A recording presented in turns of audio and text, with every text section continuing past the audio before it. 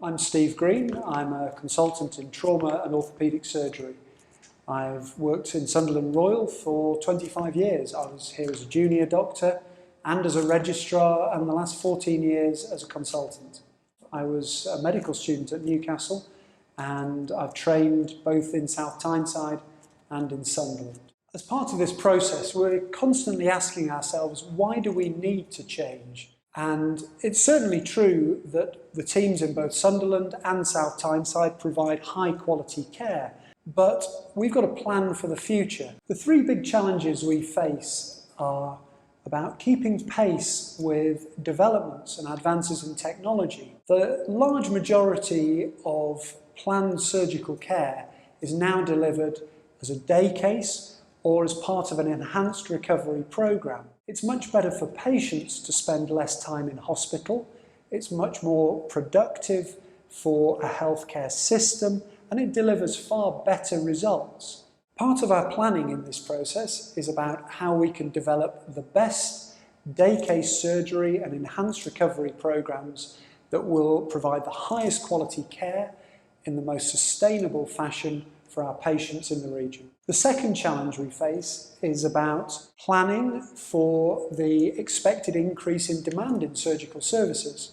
We have an increasingly elderly population, and the demand for surgical care, both as an elective and as an emergency case, is growing all the time. We need to rethink the way that we deliver this for the people of South Tyneside and Sunderland so that we can continue to provide this high quality sustainably into the future.